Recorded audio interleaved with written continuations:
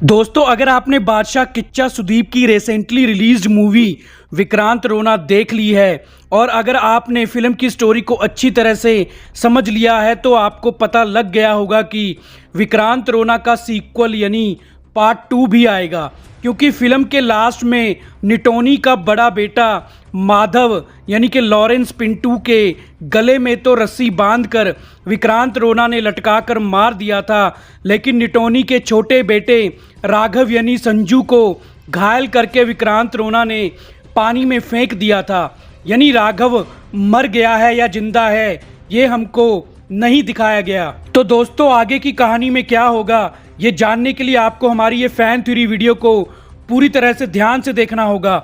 Inspector Vikrant रोना कामराटू गांव से वापस जा रहा होता है कि रास्ते में विक्रांत रोना को जंगल में एक और बच्चे की लाश पेड़ पर लटकते हुए मिलती है।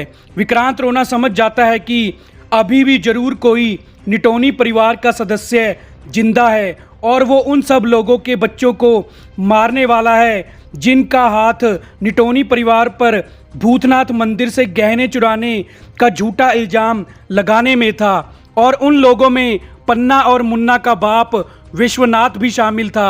मतलब विक्रांत रोना ने एक बार तो पन्ना और मुन्ना को बचा लिया है, लेकिन निटोनी परिवार फिर से पन्ना और मुन्ना को जान से मारने जरूर आएगा। विक्रांत रोना अब वापस कामराटू गांव की तरफ अपनी गाड़ी घुमा लेता है। विक्रांत रोना पूरे गांव को और पुलिस वालों को अलर्ट रहने को कह देता है। विक्रांत रोना बताता है कि अभी भी कोई निटोनी परिवार का सदस्य जिंदा है, इसलिए विक्रांत रोना पुलिस फोर्स लेकर वापस भूतनाथ के मंदिर में चला जाता है, जहां विक्रांत रोना ने निटोनी की मां देयू और उसके दोनों बेटों माधव और राघव को मार दिया था।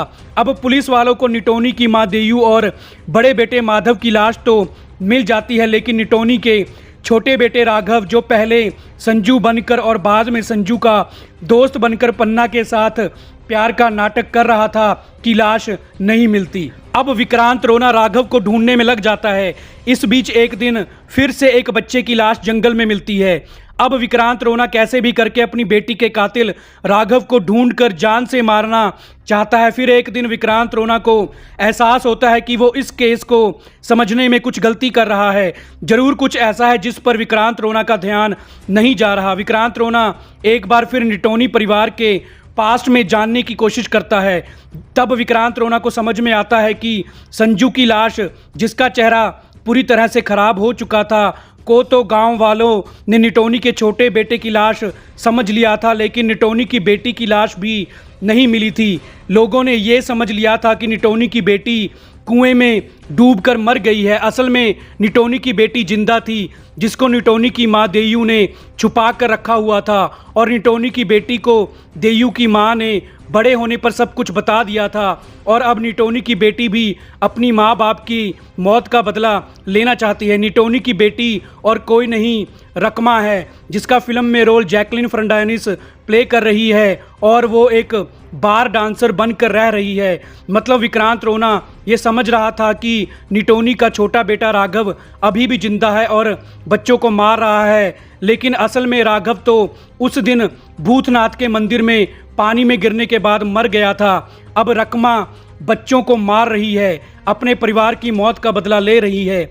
अब रकमा विक्रांत रोना पर भी हमला कर देती है। रकमा एक खूंखार कातिल की तरह विक्रांत रोना पर वार करती है, लेकिन विक्रांत रोना रकमा को ही मार देता है। अब आखिरकार विक्रांत रोना इस केस को पूरी तरह से सॉल्व कर देता है और वापस अपनी वाइफ के पास चला जाता है, जो अपनी बेटी गुड्डी की मौत के हादसे के बाद आज भी हॉस्पिटल में है। तो दोस्तों, हमारी आज की वीडियो को पूरा देखने के लिए आपका